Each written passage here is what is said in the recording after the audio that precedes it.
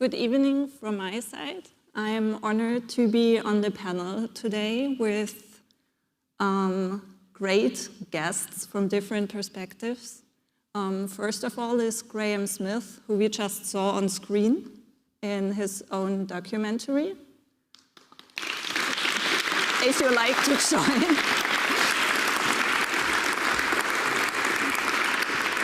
Feel free.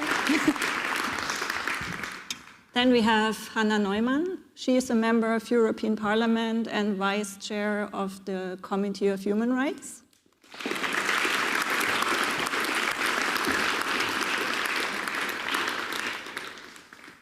And last but not least, Ahmad Shah Karimi. He is the founder and director of the Afghanistan Youth Empowerment and Peacebuilding Organization, AYEPO.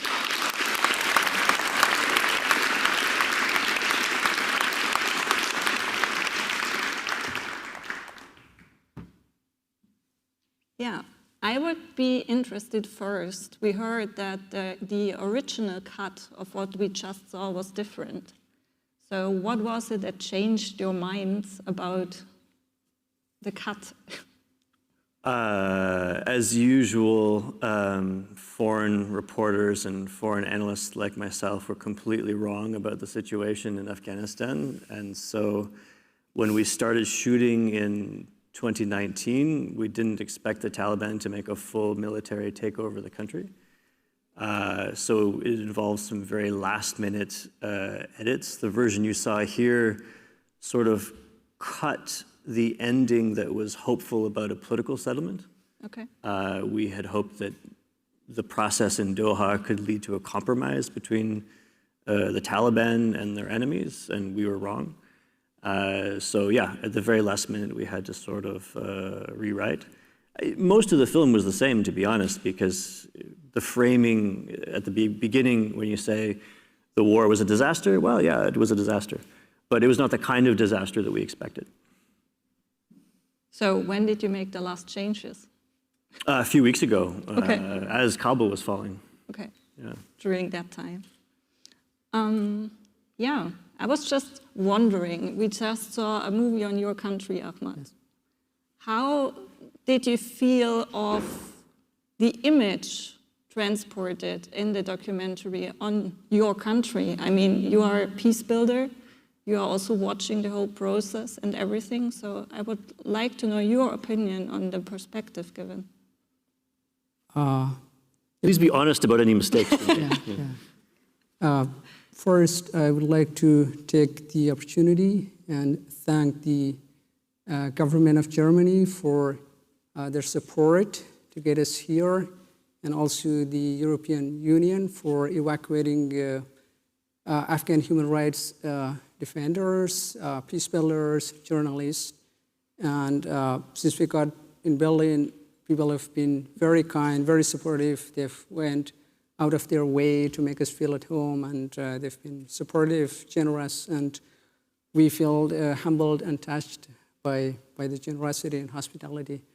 And yeah, the documentary was very inspiring, and it depicted a lot of things: hopes, possibilities, dreams, sense of despair and fear, and everything. I think one point that I was moved into tears is when the girls at the Kabul University were talking about what kind of life they want to have, or the way they want to live, the kind of clothes that they want to put on. And there was a shot from Pulisur area, which is a center for people, for social and cultural people, or young people who after work come there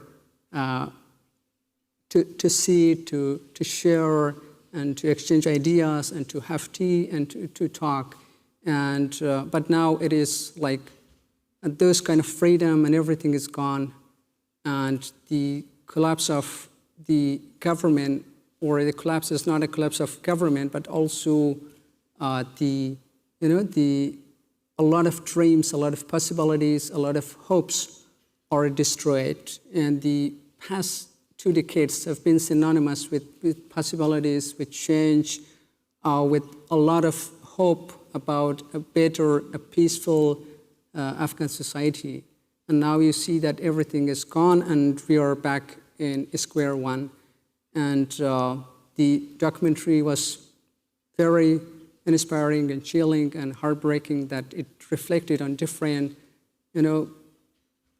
different things like the hope, the despair, the fear, the realities, the things that contribute to the continuation of war and conflict, and how people emerge strong, especially in the remote communities, and especially women in Kandahar, that they want peace, but again, they say that they want to live the way that they live, like traditional way of life. And if there is peace, like the thing that resonated with me was that if there is peace, so we live our own way of life, and people who want to, like, do not wear burqa, they would live their own way of life.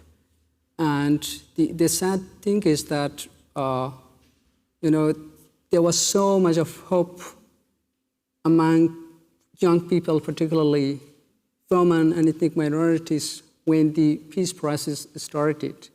In a sense, it could hold the promise of, changing the situation. And after all, people were hoping that they would be able to see peace or to see hope at the end of tunnel. And now we see that everything is gone, and that peace process, which could result into end of conflict and violence that have shared our lives, resulted in a whole different things that removed and destroyed and everything that people have worked and struggled for in past 2 decades. That the past 2 decades, a lot of improvement have been made in all areas, in all walks of life. You could see universities open up at 4 o'clock in the morning, and you could see they close 10 or 11 in the evening at night. So it was about this, that people had a thirst for knowledge, for an education, in a way that this could help the country to go forward, to see change, to live the kind of life that they want. And now you see that everything is gone. It's not about just clubs of the government, it is about the life of everyone who has worked, and especially the young generation, some of whom were born after 2011. They got acquainted with the ups and downs of democracy, and they were the people who have worked, who have made a lot of sacrifices to champion the civil society organization, to contribute to human rights, democracy, peace building, women empowerment. And you could see the energy going around the country, as you could see young people to see coming together, working together, putting differences aside, with the hope that they would be able to see a different future, which is filled with possibilities, with change. And now everything is gone. And I sometimes find it hard to describe what I feel or what other young people feel now that they've lost everything, and they see a dark and very uncertain future awaiting for them. And for those of us who have been lucky to be evacuated, for us it is a new beginning. But for those who have been left behind, what would happen to them? It's not just few people that, like the international community, US, could evacuate them. It is about millions of people. It's not just few that they evacuate and see that is the end of the story. It is about them. So I think there is a need to see that how they would be able to put pressure on Taliban, to come in terms with the new realities that exist. Afghanistan is not like it was back in 1990s when the Taliban ruled the country. A lot of change has happened. So people want to live the kind of life that they want. They do not want, especially the women, they do not want to be restricted or limited to be at home. they want the way of life that they want. They want freedom, they want freedom of movement, freedom of, anything that is or make them to live the life that is filled with possibilities, with education, with contributions in all walks of life that they want. And I leave it there. And thank you. I would kind of forward your question to this side, because we are lucky to have a member of European Parliament here. And I would be interested, what chances do you see of involvement of the EU to actually support both the people who were evacuated? We just had a really small chat about the current situation, that even if officially evacuations are over, there's still, firstly, people left behind who were on evacuation lists and are still under threat. And then there's the situation of evacuated people who are not as lucky as Ahmad sitting here, but still trapped in a camp or a military base somewhere. So I'm wondering, what chances do you see of involvement of EU, or what are you hoping for? I will answer your question in 1 second. I would just like to say 3 sentences with regards to the movie, because it has been very touching for me also, because I think what it did, and Graeme, you did a great job there, is showing how complex the setting in a war is. So there's really good, there's really bad, it's often a very complex setting with actors with different motivations, where we don't have easy answers. And for me, it was always, and that's why I like this festival with everything that stands behind us, the one question as a politician, if your question is who do you support, where do you put your money in, where do you put your political weight behind, it's looking at how the different groups treat people. How do they uphold their commitment to human rights? None of them will ever be able to uphold it 100%. We in the European Union can't do it. We will talk about refugees in a second. But who comes closest to that? And I think that's a key approach that you need to take in such complex settings if you want to make the right political decisions. That brings me to your question, what do we do with the people? I have been working in Afghanistan for the last 15 years. So these people that we have seen here, the people that we are talking about when we say who made it and who didn't make it out, these are friends, these are, for some, family members, these are colleagues. So it's not, there's the German term Ortskräfte. It's like a bureaucratic term, but it's people, it's friends, it's colleagues. And if you do foreign policy and try to remain like an empathic person, it sometimes is close to breaking your heart, and it was a lot of frustration in recent weeks because we failed. We managed to get some people out. Here in Germany, I think we managed to have about 5,000 Afghanis with the recent evacuation wave. Some of them have been local contractors of the German military or development organizations. Others are Afghans that worked for the defense ministry, Afghans that worked in peace organizations, women activists. And right now, we don't have an agreement on what happens with them. Do we have a contingent? So just making clear everyone can stay. They have their humanitarian visa for a longer time. They can start working, which is what they have been promised. Or what is happening right now as an administrative process, they are put in camps. They tell them they need to go through the regular asylum procedure. Those of you who are familiar with the processes know that will be 3 to 5 years. They will be stuck in camps, they can't work. And it doesn't make sense because no one will be sent back to Afghanistan anyways. So why not give these 5,000 people just a regular recognition? That's one question. And we are talking about people like Ahmad, right? I mean, the other one is what is with those that are still in Afghanistan. And that worries me even more. There are people like Shahzad. Shahzad made it out, but there are like another 500, 1,000, 5,000 Shahzads. They are in Afghanistan. I have friends, they burn their passports, which means they are more afraid of the Taliban than they have hope in us to get them out.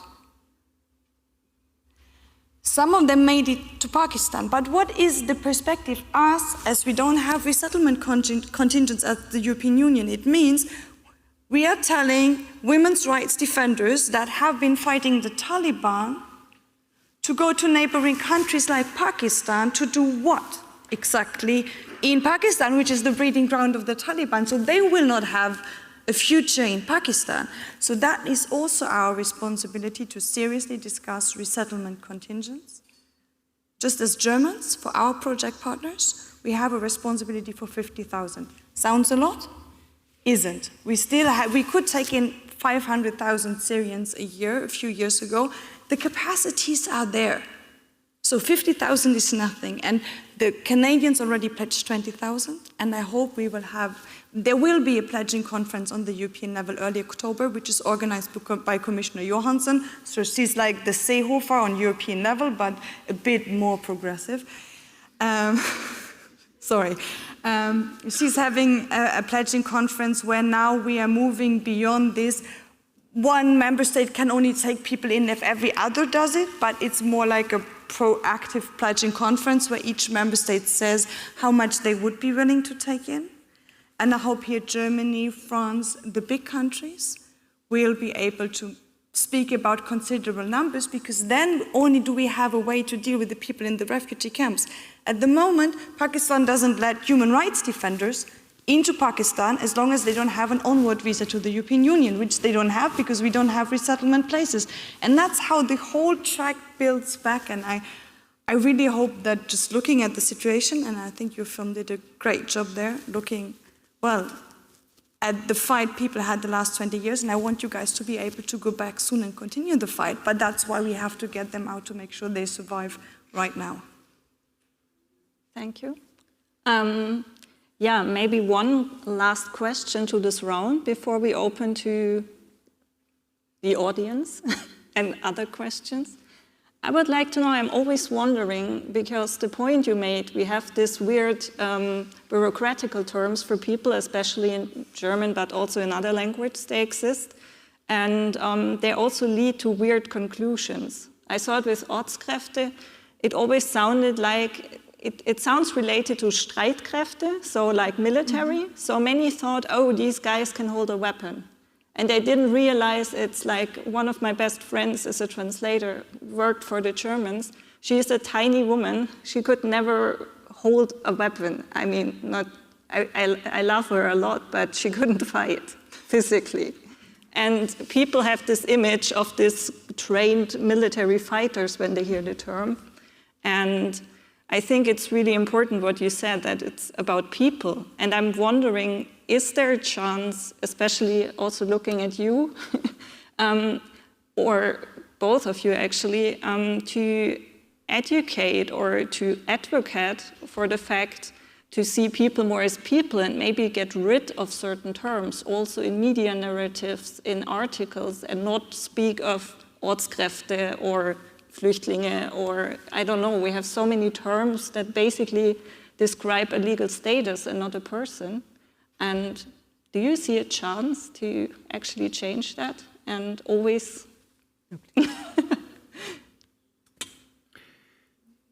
Yeah, what's needed is, and I'm glad you're fighting for this, what's needed is a kind of strategic level steam valve to allow very large numbers of Afghans to leave, partly because we experimented on their society. We, the West, had a vision for future Afghanistan that would require people with university educations and specific qualifications. And, you know, the Taliban have now taken over and will have their vision of society in which very large numbers of these people will be redundant. They don't want a society that includes large numbers of women's NGOs, you know, and so forth. So, yeah, we having failed in Afghanistan, have a moral obligation to try to clean up the mess, and part of that will include relocations, I hope, of large numbers of Afghans.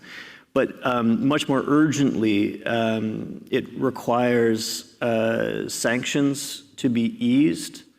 As it stands today, Europe and America and other Western countries have sanctions on Taliban as a group and on Taliban as individuals that make it illegal to deal with the new government. Aid organizations, European governments are pushing very hard on the US Treasury to get those eased, to get waivers, to get blanket exemptions, something.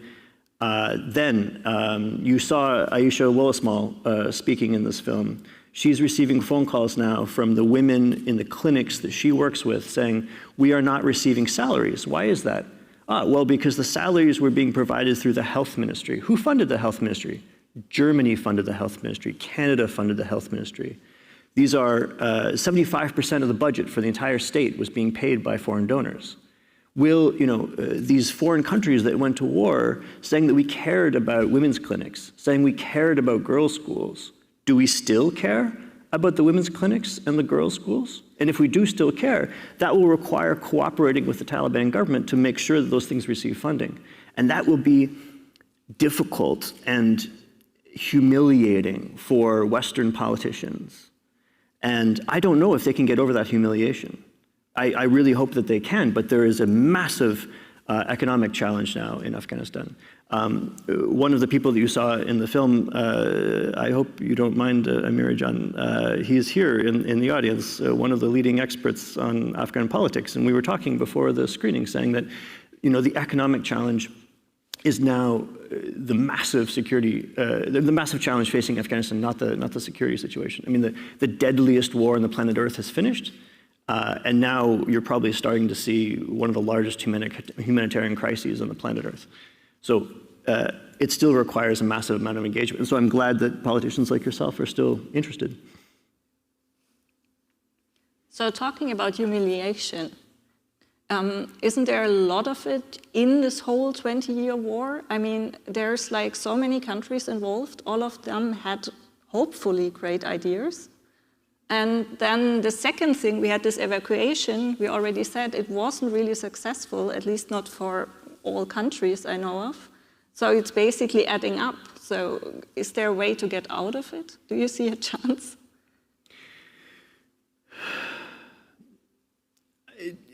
No. I mean, the population of Afghanistan was 16 million when we invaded. Now there are 38 to 40 million Afghans. Reconstructing an economy that can support all of those people, that doesn't depend on being a war bubble. That doesn't, because a huge part of the industry in Afghanistan was killing people, right? I mean, you were funding an enormous war effort that just the security forces required $5 to $6 billion a year. And so, yeah, it will take time, a lot of time maybe, to invent a new economy that isn't illegal drugs or killing people. And so, yeah, it will require decades of patience. What do you think, Ahmad? Is there any way, or maybe I turn the question, is there any way to currently support people if you are not a politician? Is there anything you say everyone here from Germany or any other Western country could do right now to actually be supportive? I think there are a lot of things that can be done. For example, the people, especially the young people, can start the conversation or an advocacy campaign in support of the Afghan youth, namely young women and girls, to be allowed to receive an education, and also to reach the politicians and others and to talk with them about putting pressure on Taliban to come in terms with the new realities, so that they allow the girls to receive an education. So we see, let's say that 50% of the population are women. Now let's say that there are artists, there are musicians, there are civil society leaders, there are athletes, there are other people from other walks of life. And if you look, they will constitute around like 80% of the population. And now, or maybe later or more. So now they do not allow women to go to work or to, or they do not allow the girls to receive an education. So there is no music, there is no art. So they prosecute the journalists. They abuse and torture the journalists.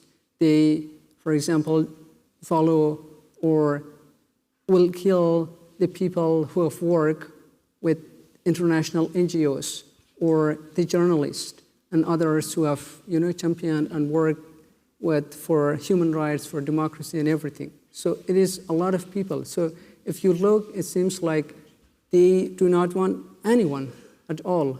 They want their own way of life or the interpretation that they have from Islam or from religion or from culture or anything they want those to be imposed on the people. So it seems like they do not want anyone at all.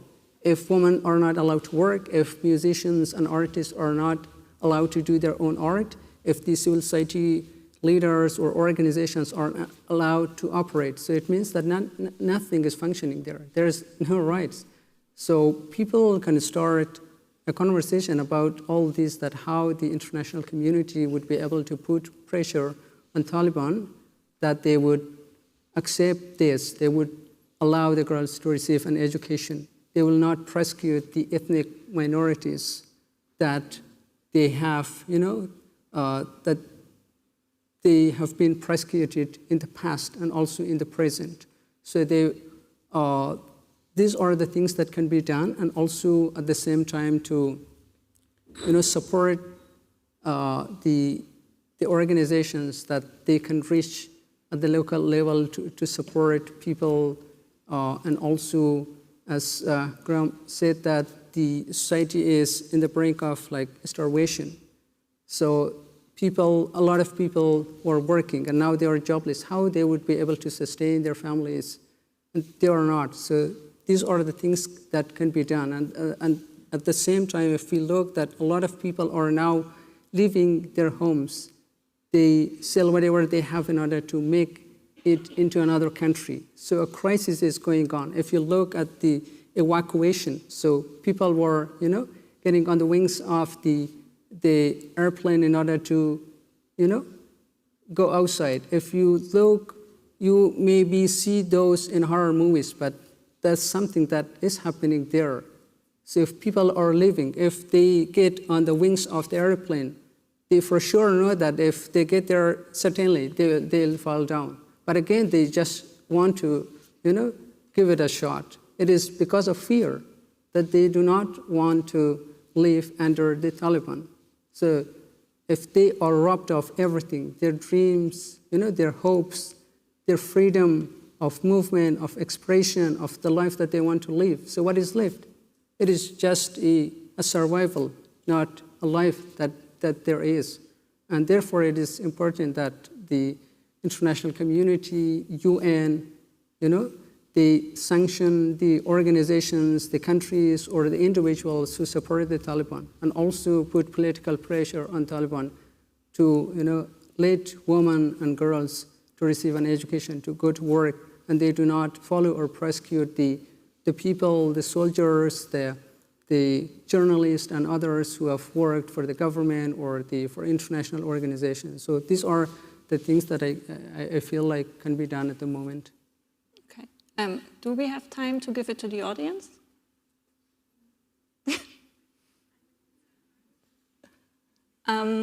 Okay. We can have one question from the audience, if there's anyone. I think there's a microphone right there. I don't see it against the light. It's standing.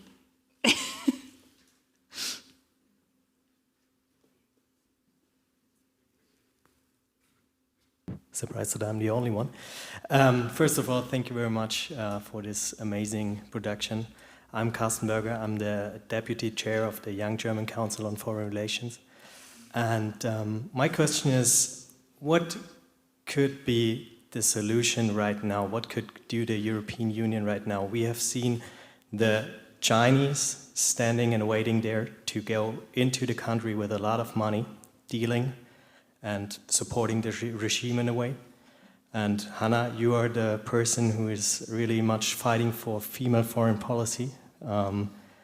What would be the solution from a female perspective, how to deal with this situation right now? Thank you very much. So that's a tough one, I'll take it. You spoke about the Chinese being basically standing ready, already recognizing the Taliban. But from what we could see, the Taliban would like to have some recognition from other actors as well. Otherwise, they wouldn't have staged this whole PR show about women being allowed to do whatever, which in reality we can see now 2 or 3 weeks after they are not doing. And I think, Graeme, you said it, about 75% of the state, of the Afghan state, the previous one, was actually financed by international donors that were European Union, USA, Canada, Australia to a large degree. So if these actors work together on a joint agenda and a joint list of priorities of what they want in return to spending money, continue spending money, and somehow, I mean, not officially recognizing the Taliban as legitimate government, but as those who are somehow running the state right now, I think they can press quite a number of things on them. And just to start with one, which is the key concern at the moment, is humanitarian aid. Humanitarian aid can never, and I think should never, be misused for political bargaining. So it's not you only get humanitarian aid if you do A, B, C, D, but it's based on vulnerability. And it has to be very clear that women, as much as men, have to receive this money. That a household is a household if it's at least one parent and kids, never mind if it's a woman or a man. These are the nitty-gritty discussions that we need to have right now. But of course, that needs to translate on the state level. So of course, the international community has to continue to support education. But only if education is open for boys and girls, for women and men. Of course, we should continue to support economic programs, but only if also women can be amongst the beneficiaries. And that is the very pragmatic answer. But there is leverage if these countries work together on that very same agenda. I'm pretty sure about that. And we've seen it in other countries that have been tricky. Yeah, so thanks so much. I think there would be a lot of more questions to discuss. And yeah, thanks for your open opinions and honest answers. And yeah, thanks. Thank you so much.